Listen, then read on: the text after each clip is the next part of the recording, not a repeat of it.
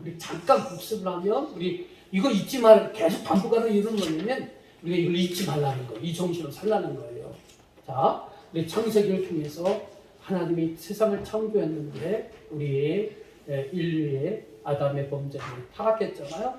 그 이후에 중심 사상은 뭐냐면 구속사라는 거예요. 구속사는 여러분들이 이제 구속사가 뭡니까? 하면 여러분 답변하셔야 되는데 구속사가 뭡니까? 네? 아담이 잃어버렸던 이 땅을 회복하는 역사. 이 구속사예요. 구속사를 하나님이 누구에게 책임을 줬습니까? 구속사의 특징이 누구를 통해서 세상이 하나님 나라가 회복됩니까? 네. 여러분 기독교인은 나 여러분들을 통해서 회복되는 거예요. 그런 우리들을 하나님께서 일찍이 누군가의 손길을 통해서 교회 가게 하고 예수님 믿게 하고 그런 사람들에게 이런 하나님의 언약이 있어요. 비록 이거는 성경에서는 하나님과 야곱의 베델의 언약이지만 오늘 우리들에게 해당되는 언약을 믿으십시오.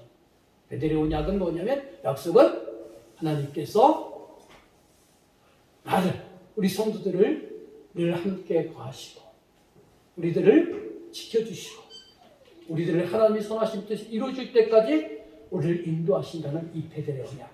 여러분 이 언약이 야곱에게만 임하는 것이 아니고 여러분에게도 함께하고 있다는 것을 여러분 날마다 믿고 선포하십시오. 그게 중요합니다. 자, 그리고 하나님께서는 그런 약속을 하신 다음에 우리를 하나님의 일꾼으로 사용하시기 위해서 연단시키셔요. 다른 말로는 다루시는 거예요. 그래서 우리가 거칠고 온하고 흠 있는 부분들을 여러 가지 삶의 환경을 통해서 고난의 환경을 통해서 우리를 다듬어 가시는 거예요. 그래서 하나님의 쓰시기에 합당한 하나님 나라의 일꾼으로 빚어가시는 거예요. 도자기를 빚는다고 하잖아요. 여러분들 빚어가시는 거예요. 그러니까 고난이라는 그 삶의 현장 속에 우리가 있을 때 너무 힘들고 침체되고 우울하지만 여러분 그것들을 믿음으로 극복하시고 또 하나님 이 어려운 고난의 이 사건을 통해서 또 저를 또 어떻게 인도하시는지 기대가 됩니다 하면서 여러분 마음 흔들리지 마시고 가장 중요한 게 우리 마음 흔들리면 안 돼요. 그러니까 여러분 마음 흔들리지 마시고 힘들수록 또 하나님 의지하면서 여러분 스스로 또 격려해 주시면서 또 더 나아가서는 내가 힘들고 어려우면 내 옆에 가장 가까운 사람에게 짜증내잖아요. 그죠? 짜증내지 마시고 탓하지 마시고 서로 힘드니까 불평불만하지 마시고 위로하고 격려하면서 그렇게 이겨나가시기 바랍니다. 그러면서 여러분 믿음의 그릇들이 커지는 거예요. 여러분의 인격이 점점점 아름답게 성숙해져 가는 거예요.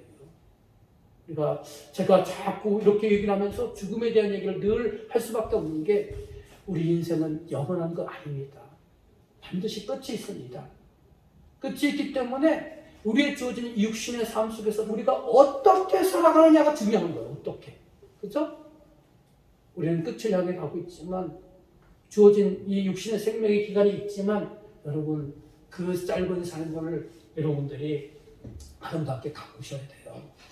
어떤 사람들은 그 주어진 육신의 삶 속에서 늘 거짓으로 살고 늘 남에게 피해만 입히면서 살고 또 험담을 하면서 살고 거짓말하면서 살고 이렇게 인생 살다가 끝나는 거예요. 우리 기독교들 그렇게 인생을 끝나면 정말 비극이에요. 비극.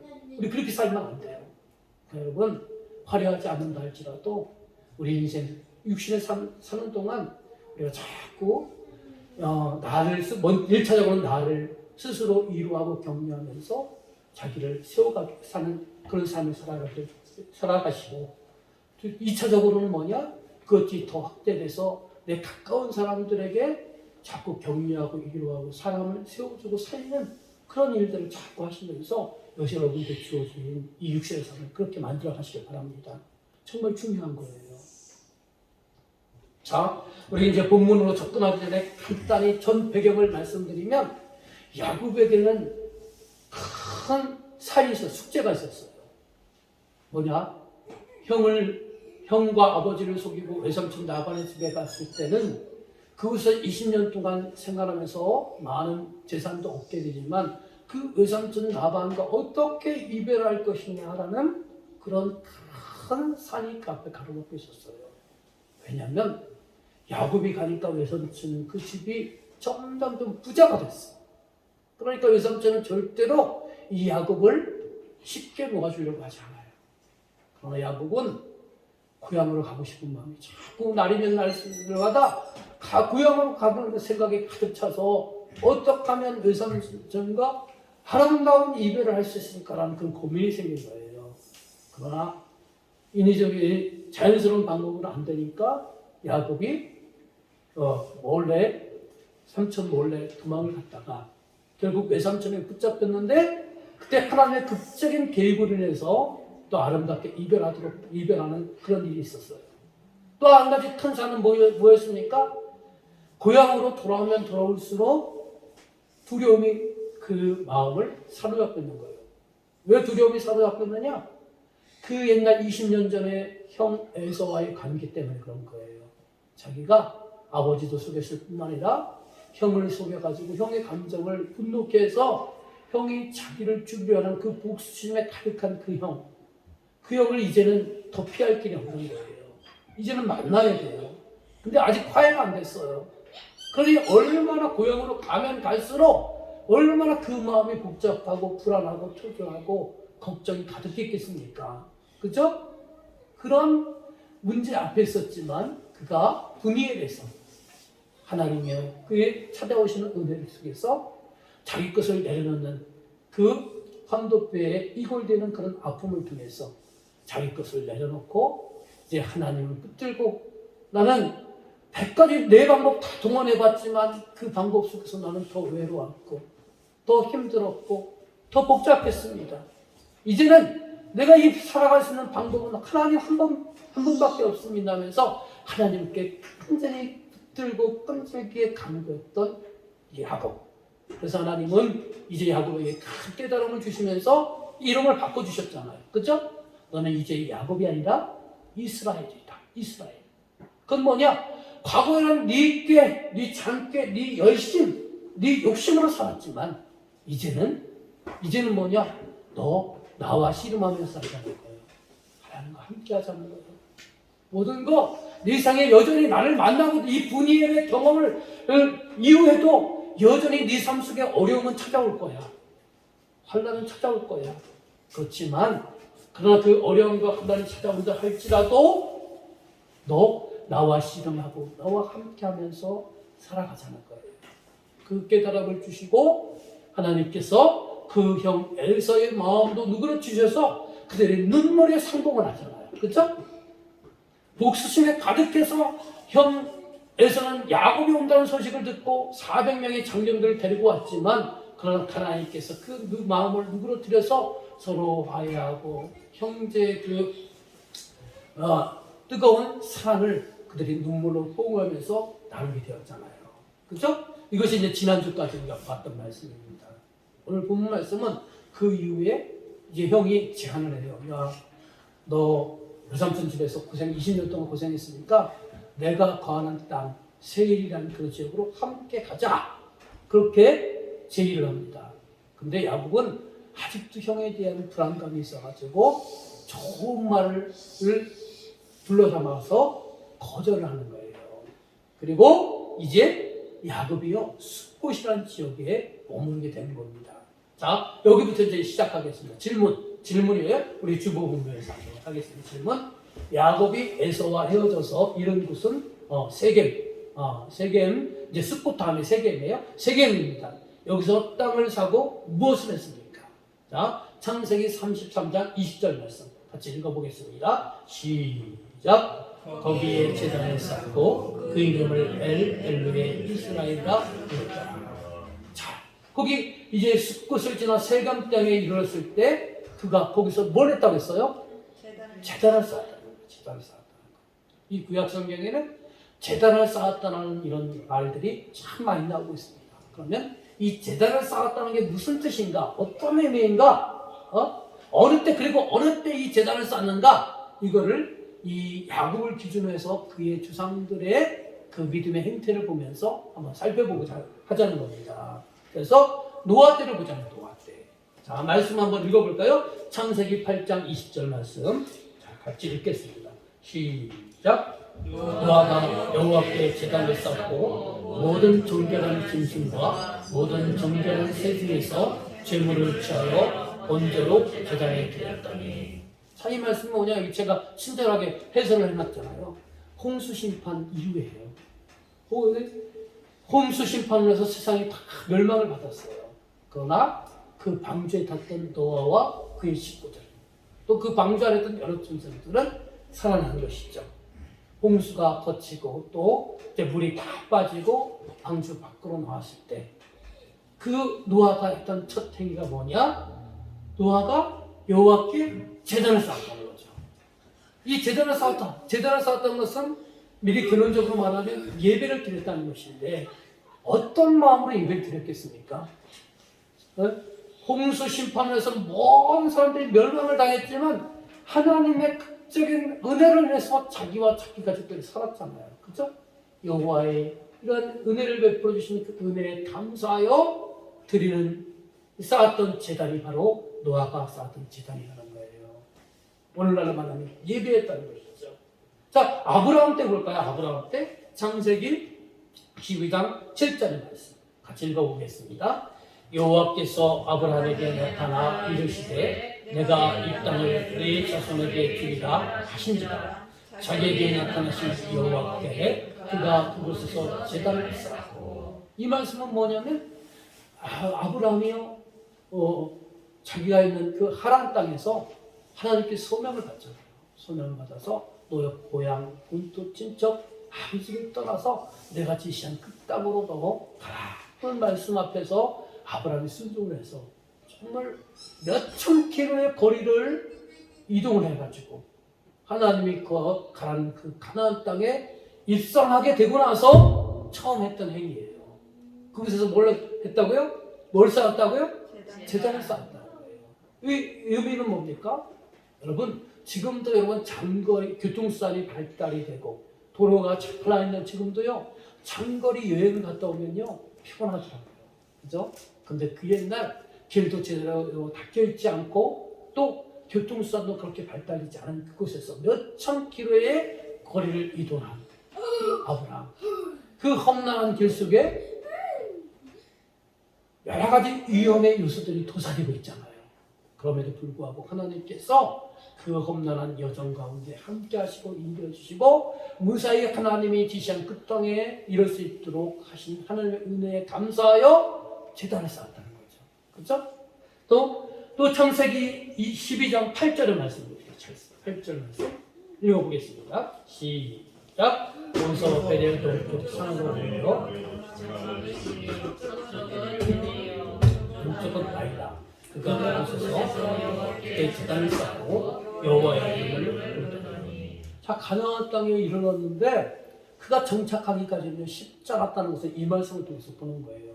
자꾸 이곳에 있다가 가나안 땅이지만 이곳에 있다 저곳으로 자꾸 이주했다는 거예요.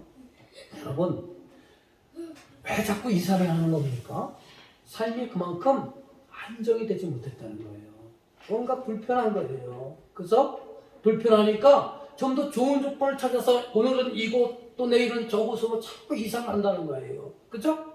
이 힘든 가운데서도 불편한 가운데서도 늘 이 아브라함은요 하나님의 인도하심과 함께 해주심을 믿고 감사의 제단을 쌓았다는 거예요. 예배를 드렸다는 거예요. 또 13장 18절 말씀 봅니다. 창세기 13장 18절 말씀 읽겠습니다. 이에 아브라함이 장막을 옮겨 헤브론에 있는 마므레 상수리 숲에 이르러 거주하며 거기서 여호와를 위하여 제단을 쌓았다. 자, 이 사건의 배경은 뭡니까? 그 가난의 흉년이 들어서 아브라함이 식량을 찾아서 약속의 땅인 가나안 땅을 떠나 애굽으로 내려가죠. 그때 자기 아내의 미모 때문에 너무나도 불안해서 이 아브라함은 아내를 누이로 속여서 애굽 왕에게 어찌 보면 이 표현이 좀 과장되지만 파는 거나 마찬가지예요. 그러나 하나님의 극적인 개입을 해서 그 사실이 발각되고 사라의 몸이 더럽혀지지 않고 다시 많은 재물과 함께 가나안 땅에 오게 된 것이죠. 그리고 그곳에서 이제 조카 룻과 이별을 하고 자기는 자기가 찾았던 땅은 헤브론 땅, 헤브론 땅이 전 가보진 않았지만 그렇게 좋은 땅이 아니래요. 산악지역, 여기 거칠고 험한 땅이래요. 그런 땅에 자기가 차지했지만 그러나 그곳에서 애굽의 그 아픈 경험, 정말 충격적인 경험 속에서도 하나님이 자기와 자기 아내를 보호해주고 또 아울러 많은 재물도 함께 얻을 수 있도록 하나님의 거룩한 인도하심 앞에서 감사하여 제단을 쌓았다는 것이죠. 또 여러분 이삭을 봅시다. 이삭. 창세기 26장 25절의 말씀 읽어보겠습니다. 시작. 이삭이 그곳에 제단을 쌓고 여호와의 이름을 부르며 거기 장막을 쳤더니 이삭의 종들이 거기서도 우물을 받았다. 이 이삭은 그랄 땅에 이제 거주하게 되었어요. 그랄 땅에서 하나님께서 이삭의 삶을요 형통케 해주셔서 큰 부자가 됐습니다. 그런데요 우리 옛말에도 있잖아요. 사촌이 땅을 사면 배가 아프다. 그처럼 이 그랄 사람들이요 이 이삭이 너무 잘 되니까 배가 아픈 거예요. 시기하게 되는 거예요. 그래서 그들이 하는 일을 방해하는 거예요. 이삭의 그 종들이 양을 칠 때 필수 조건이 뭐냐? 우물이 있어야 되는데 우물을 팠어요. 그러나 그랄의 주민들이 그 이삭과 그의 가족들을 시기해서 그 우물을 강제로 빼앗게 되죠. 근데 이삭은요 그들과 싸우지 않고 다른 곳을 이주해서 또다시 우물을 파는데 우물을 팔 때마다 물이 나왔다는 거예요. 우리는 이거에 대해서 그렇게 큰 공감을 못 느끼지만요 이 이스라엘 지역은 물이 귀한 지역이라는 거예요. 그래서 우리도 이제 지금 물부족 국가가 되었지만 예전에는 어지간한 곳에서 땅 파면 물이 쏙쏙 나오잖아요. 근데 이스라엘은 다르다는 거예요. 우물로 계속 땅을 파는데 그것은 물이 안 나오는 경우도 많다는 거예요. 근데 이삭이 그랄 주민이 방해를 통해서 또 다른 우물을 찾아서 우물을 파면 그것에 물이 나오고 근데 또 그랄 주민들이 또 그것을 빼앗고 또 싸우고 그러니까 그들과 싸우기 싫어서 또 다른 곳으로 이주해서 우물을 파도 또 물이 나오는 거예요. 이런 하나님의 인도하심 앞에서 이삭이 제단을 쌓았다는 것이죠. 자, 이런 믿음의 조상들의 공통적인 행위는 뭐냐면 그들의 처한 상황 속에서 하나님이 은혜 주시고 인도해 주신 것에 대하여 감사하여 제단을 쌓았다는 것이죠. 그러면 제단을 쌓는 게 뭡니까? 제단을 쌓는다는 것은 하나님이 내게 찾아오셔서 이 모양 저 모양으로 은혜 주신 것에 대해서 또 나의 삶을 또 고난 가운데서 역경 가운데서 인도하신 그 하나님의 은혜를 내가 깊이 깨닫고 그 은혜에 감사하여 드리는 예배, 그 은혜에 감사하여 제단을 쌓는 것이고 그 은혜에 감사하여 예배를 드리는 것이 바로 우리가 드리는 예배라는 거예요. 그래서 이 제단을 쌓는다는 것은 오늘날 용어로 말하면 예배를 드리는 것과 같다는 것입니다. 그러면 오늘날 우리에게 주신 하나님의 은혜는 무엇입니까? 여러분 오늘날 우리 성도들에게 주신 하나님의 은혜는 무엇이냐는 거예요. 여러분들은 이 주일 되면은 예배당에 와서 시간을 구별해 하나님께 예배드리잖아요. 근데 여러분 어떤 마음으로 어떤 하나님의 은혜에 대해서 감사하는 마음으로 이 자리에 나와서 예배를 드립니까? 각자 삶의 이 모양 저 모양을 주시는 삶의 소소한 은혜도 있지만 우리 기독교인들 공통적으로 잊지 말아야 될 것은 이런 것들이라는 거예요. 첫 번째는 뭐냐? 아담이 저지른 죄를 예수를 통하여 사하여 주신 은혜라는 거예요.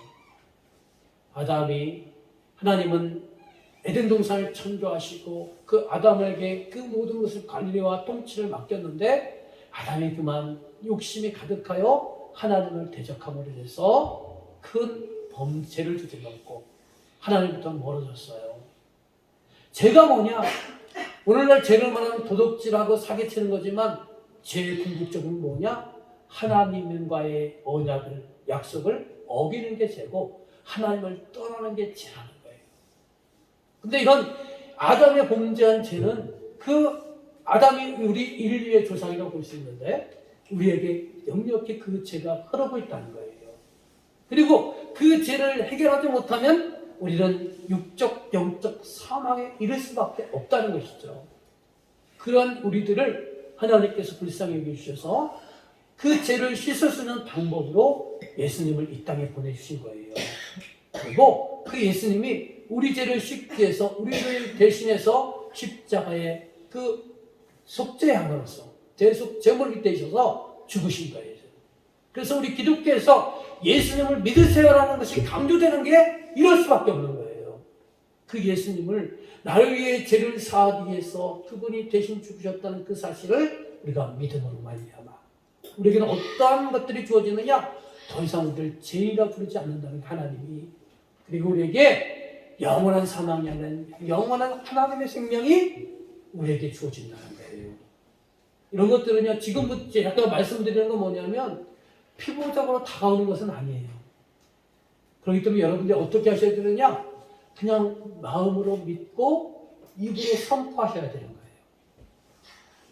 자꾸 머리로 이해하려고 이것을 받아들이려면 받아들일 수가 없어요. 그러니까 여러분, 너무 머리로 계산하지 마시고 하나님이 내가 감당할 수 없는 일방적인 은혜를 이렇게 우리에게 주셨구나. 이게 하나님이 성경을 통해서 우리에게 주시는 말씀이고요. 우리는 그 말씀을 그냥 믿으면 되는 거예요. 믿으면 그러한 효과가 우리에게 주어지는 거예요. 예수님이 나의 죄를 십자가 죽였다는 사실을 여러분 믿으시죠? 그럼 그 효과로 인해서 여러분이 더 이상 죄인이 아니고 하나님이 여러분을 의인으로 불러준다는 거예요. 그리고 여러분에게 영원한 하나님의 생명, 영생의 축복을 여러분에게 주신다는 거예요. 여러분이 이미 받으신 거예요. 그걸 어떻게 이론적으로 설명할 수 있는 게 아니에요. 믿음으로 받은 거예요. 이런 은혜를 우리에게 주셨어요. 두 번째, 예수 그리스도를 믿는 사람들에게 하나님의 자녀가 되는 그런 은혜를 주셨어요. 여러분, 그래서 우리가 예수님을 영접하고 예수님을 믿는 것이 중요한 거예요. 예수님 요한복음 1장 12절에 말씀했잖아요. 영접하는 자, 곧 그 이름을 믿는 자들에게는 하나님의 자녀가 되는 권세를 주셨어요. 여러분, 예수님을 믿으시죠? 여러분은 하나님께서 그 순간에 하나님의 자녀라는 그러한 놀라운 은혜를 여러분이 주신 거예요. 여러분들은 하나님의 자녀입니다. 믿으시죠? 그런 것들을 우리가 자꾸 믿고 마음으로 믿고 입으로 선포하면서 하나님이 주신 은혜에 감사한 고백들을 날마다 우리가 드리는 거예요. 세 번째, 베델의 언약. 비록 이것은 베델의 언약은 하나님과 야곱과의 언약이지만 하나님은 오늘 하나님을 믿고 하나님의 자녀된 우리들에게도 변함없이 이 베델의 언약이 있는 거예요.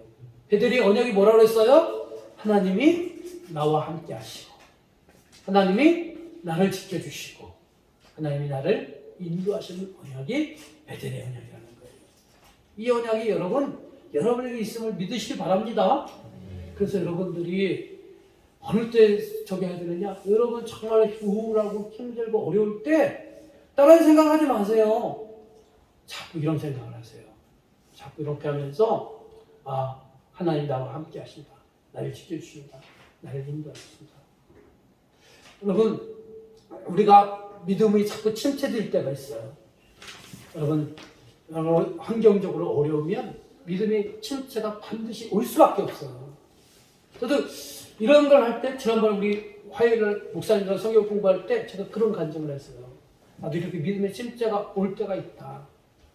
또 어쩔 때는 목회 확신도 흔들릴 때가 있다.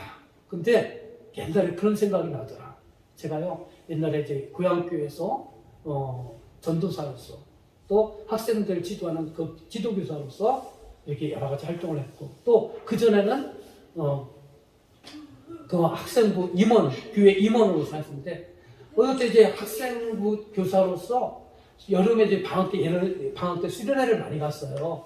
근데 수련회 장소를요 어떤 기도원을 가서 하거나 그런데 장소를 지금 방학이 다 되고 방학 다 됐는데 장소를 못 구했어요. 그래서 기도원을 수습하고 자꾸 기도하는데 하나님께서 어떤 기도원을 가게 하시고 또 그 기도원에 갔더니 장소가 못 빌려준다는 거 다행히 차서. 근데 거기에 옆에 오신 어떤 성도님이 그 기도원 주변에 있는 어느 교회를 가봐라. 거기는 이제 수련회 장소를 빌려준다 해가지고 그 수련의 장소를 얻게 된 기억이 있어요. 또 한때는 어떤 것이 있었냐면 제가 이제 그 전도사로서 저도 방언을 잘 못했는데 근데 학생들이 막 방언을 하는 거예요. 그러니까 창피하잖아, 전도사로서. 그죠? 그러니까 창피하니까 기도하는 거예요. 하나님, 저 학생들도 방언하는데 저도 방언, 지도교사이면서 전도사이면서 방언도 못하고 있습니다. 저도 방언 주세요. 할 때 어느 날 저도 막 표가 꼬이면서 방언하게 되더라고요. 이런 경험들. 그럼 믿음 흔들리고 환경과 주변의 여러 여건들 때문에 우리가 믿음 흔들릴 때가 많이 있어요. 그럴 때 과거에 하나님께서 내게 베풀어 주신 그 은혜를 여러분 기억하라는 거예요. 기억하고 그것을 통해서 이루어 드시고 힘을 얻으셔서 오늘 한담하지만 그 현실들을 이겨나가시길 바랍니다. 마찬가지예요.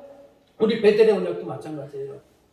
베델의 언약. 여러분 믿음 흔들릴 때 환경이 여러분 힘들어할 때 낙심하고 좌절하고 하나님을 멀리 떠나지 마시고 그럴 때일수록 과거에 내게 베풀어 주신 하나님의 은혜를 자꾸 기억하면서 그 어려움들을 이겨나가시기를 주님의 이름으로 간절히 축원합니다. 네.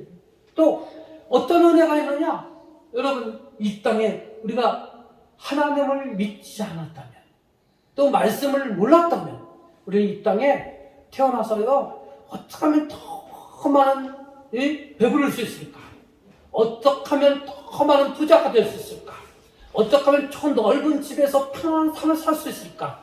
이런 것만 생각하다가요 먹고 마시고 죽입니다. 우리 생명 다 끝나는 거예요. 근데 우리가 하나님께서 우리를 택하여 주셔서 예수님 믿게 하시고 우리가 하나님의 말씀을 하나둘 알아가면서 우리에게는 하나님 믿는 자녀들에게는 사명이 있다는 사실을 깨닫게 되는 거예요. 우리는 어떤 사명이 있습니까? 왕같은 제사장. 또 이 땅에 하나님을 대신하는 하나님의 대행자, 하나님의 사신으로서 살아갈 사명이 주어졌다는 거예요. 그래서 여러분들이 예수님 믿고 난 이후에 여러분들은 왕같은 제사장의 사역들, 하나님을 대신하는 사람으로 하나님의 얼굴로서 다른 표현을 하면 하나님의 얼굴 마담으로서 여러분 살아갈 사명이 여러분이 주어졌다는 거예요. 그래서 여러분이 주어진 삶 속에서요 찡그리지 않고 정말로 찡그리고 원망하고 눈물 짓고 탓할 수 있는 그런 환경 속에서도 우리가 이런 사명 때문에 우리가 좀 더 여유를 찾을 수 있는 것이고 사명 때문에 찡그리고 탓하는 것이 아니라 이루하고 격려하며 살 수 있는 거예요. 우리가 그런 사명을 하나님은 우리에게 주셨다니까요. 이게 여러분 우리에게 은혜예요. 은혜. 자, 말씀을 읽어볼게요. 베드로전서 2장 9절의 말씀 읽어봅시다. 자, 시작. 그러나 너희는 택하신 족속이요 왕같은 제사장들이요 거룩한 나라요 그의 소유가 된 백성이니 이런 너희를 어두운 데서 불러내어 그의 기이한 빛에 들어오게 하시기에 아름다운 덕을 선포하게 하려 하십니다. 여러분들을요, 여러분들을 택하신 족속이래요.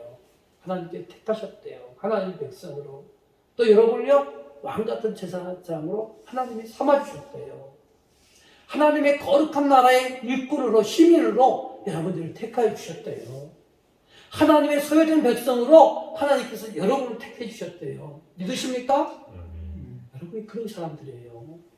비록 현실의 삶 속에서 우리가 초라하게 살지 몰라도 하나님은 여러분을 이렇게 귀하게 여겨주신다는 거예요.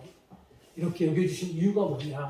여기 밑줄 빨리 끝부분에 보면 그의 기이한 빛에 들어가게 하시니 하나님께서 이렇게 여러분을 왕같은 제사장 택하신 족속 하나 거룩한 나라 그의 소유된 백성으로 이렇게 그 하나님의 빛에 들어가게 하신 이유는 뭐냐면 빨간 것이 그 아름다운 덕을 선포하게 하려 하신다는 거예요.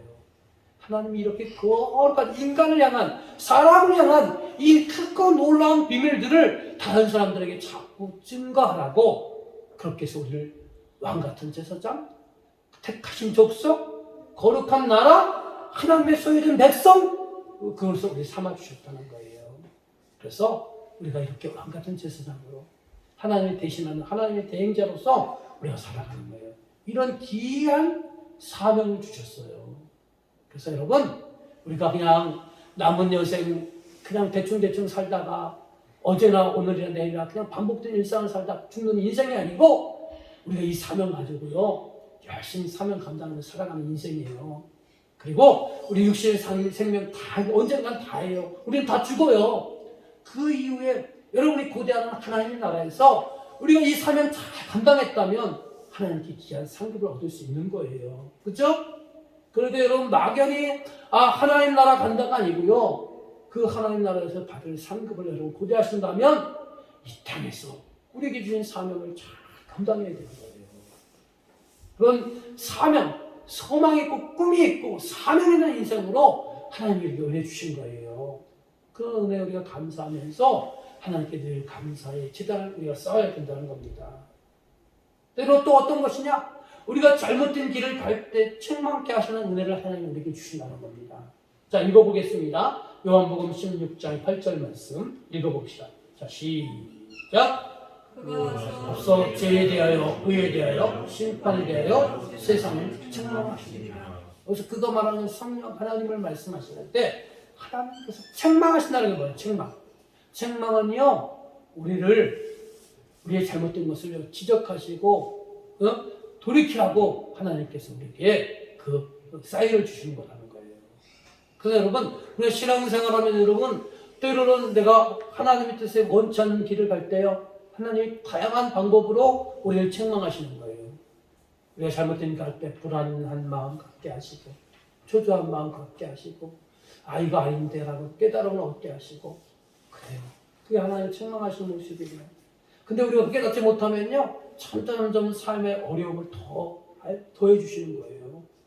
그게 당하는 우리는 정말 힘든 거지만 하나님의 그런 다양한 방법을 통해서 우리를 깨닫게 하시고 책망하시는 거예요.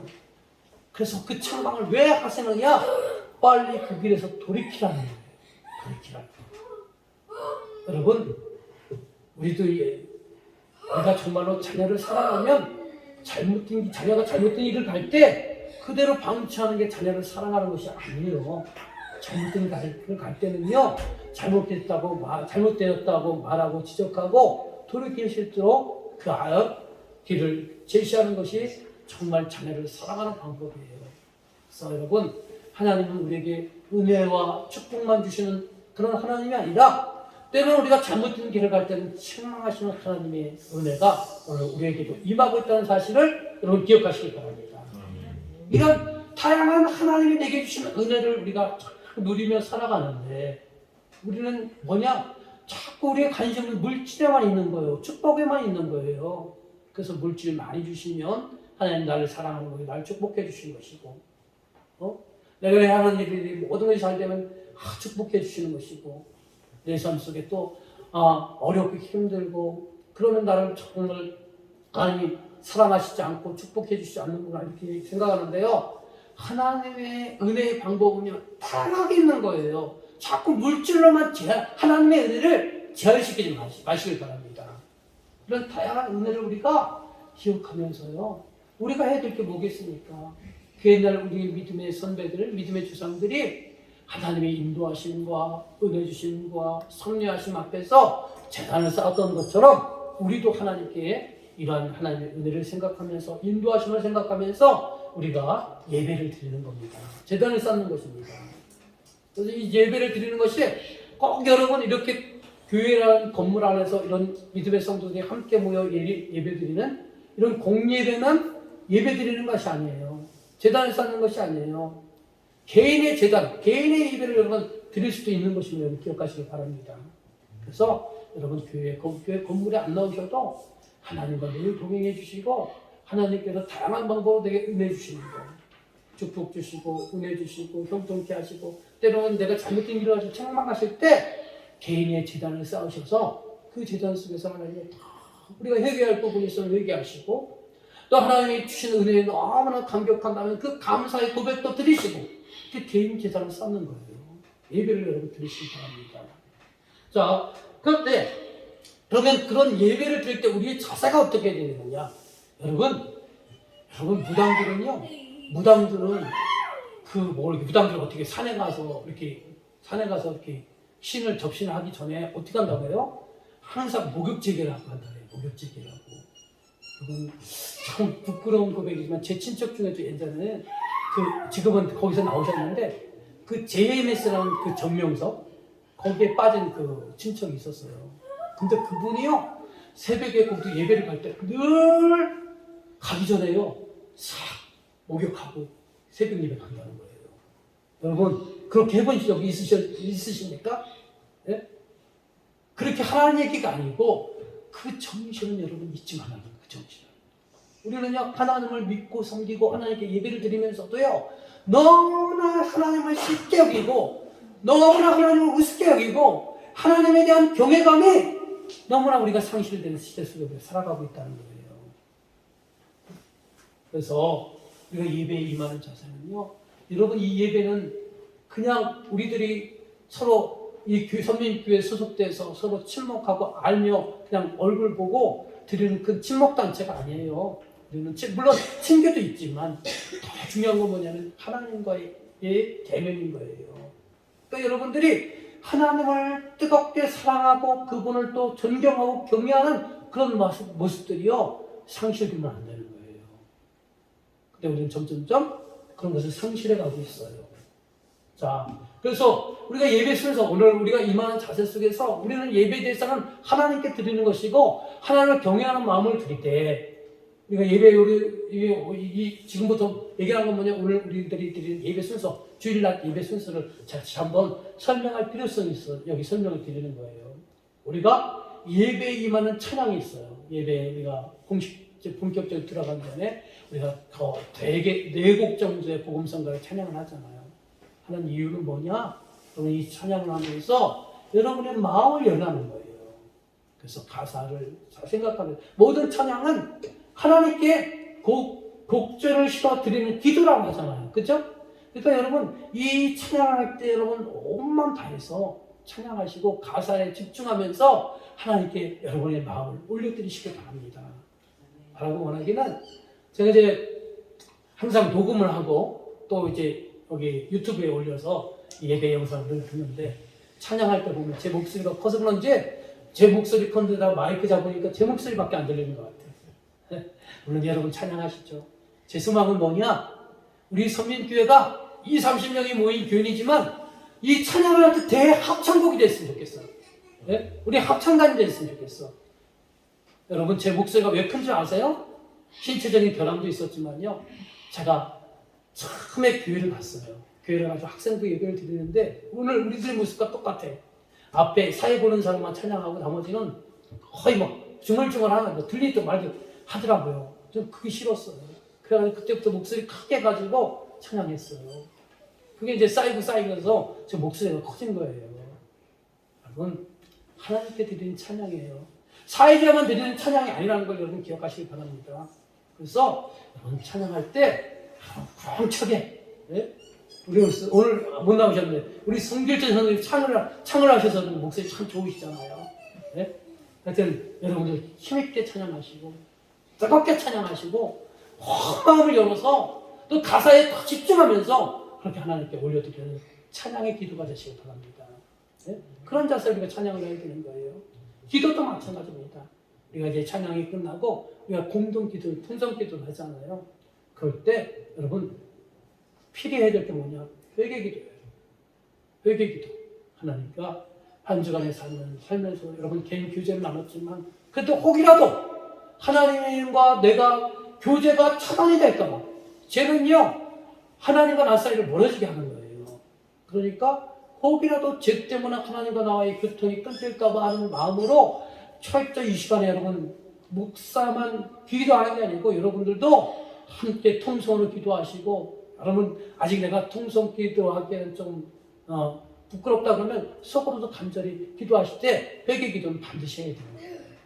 그래서 하나님이 이 예배에 충만히 임해달라고 내신 영광을 자정해 주시고 우리 선민교회 공동체 모든 성도님들이 자정해 주시고 이 예배를 통하여 하나님 두텁고 완악한 우리의 자아들이 열리고 하나님의 뜨거운 은혜를 통해서 우리의 마음이 열리고 우리가 하나님의 마음을 이해하고 알고 또 하나님의 말씀에 순종하게 해달라는 그러한 한작은 마음으로 여러분 회개 기도하시고 은혜를 달라고 간절히 기도하는 거예요.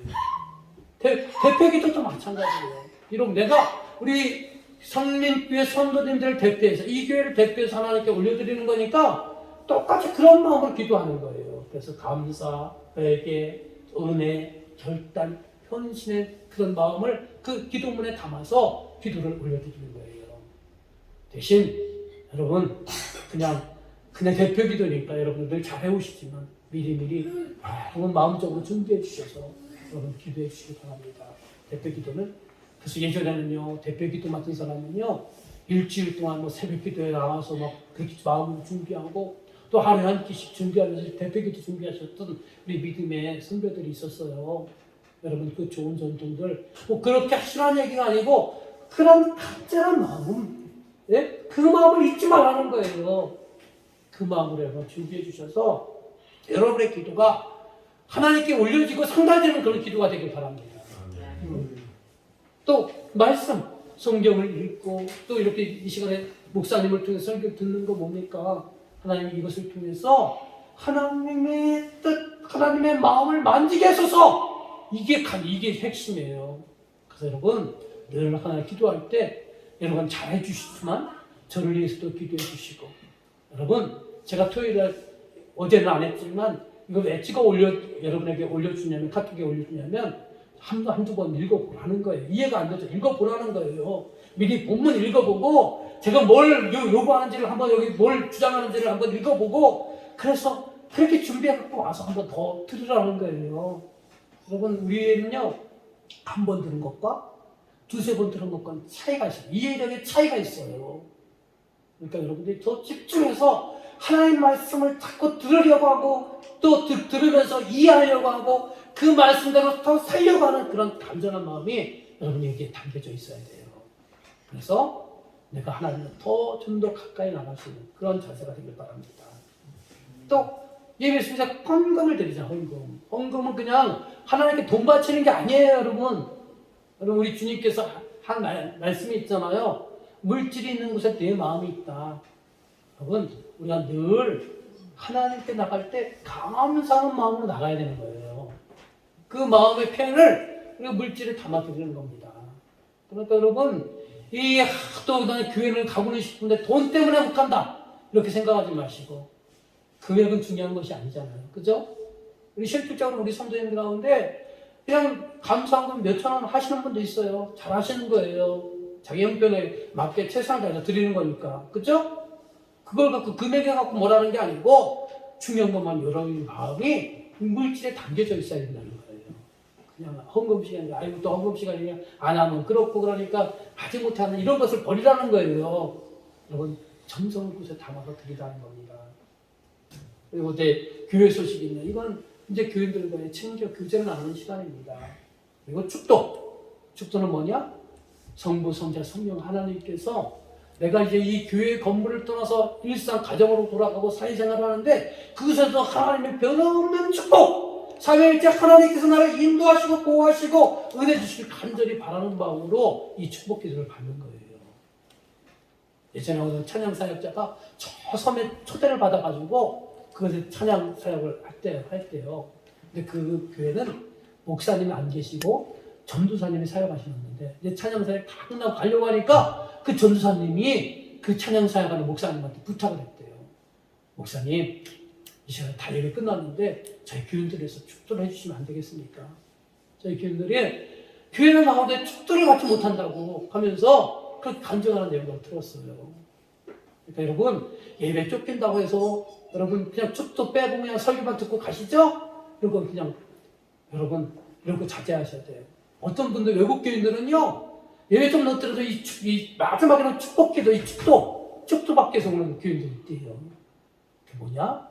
삼위일체 되신 하나님께서 너와 너를 함께 하시고 이 한 주간의 삶 속에서 더럽게 은혜 달라고 하는 마음으로 축도를 받는다는 거예요. 그런 마음으로 여러분 축도를 받는 거예요. 하여튼 이런 예배의 모든 순서를 통해서 우리가 하나님께 드려지는 마음들을 여러분 흔들리면 안 되는 거예요. 자, 이제 마지막입니다. 야곱의 실수가 있어요. 거기를 제목을 보면 뭐냐면 본능과 자신의 편리를 따른 선택이라는 거예요. 자, 질문 볼게요. 야곱이 숫국과 세겜에서 한 일은 무엇입니까? 먼저 창세기 33장 17절 숫국에서 한 일. 자, 읽어봅시다. 시작.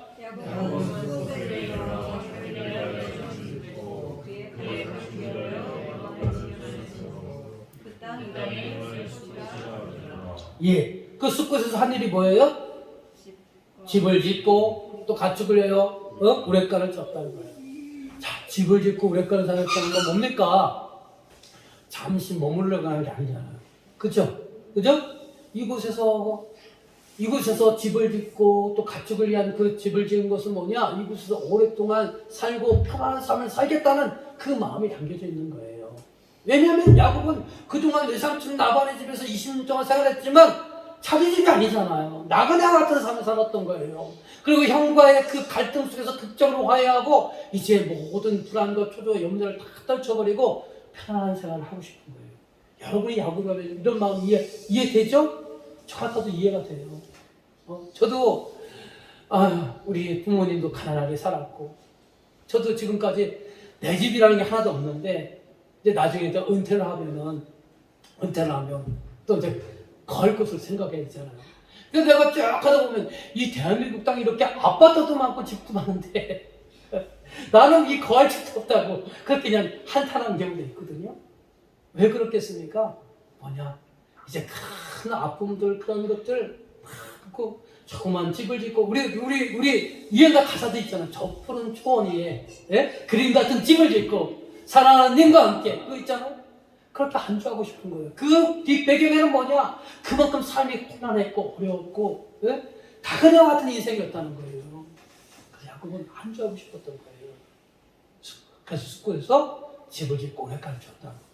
다음 말씀 창세기 33장 18절.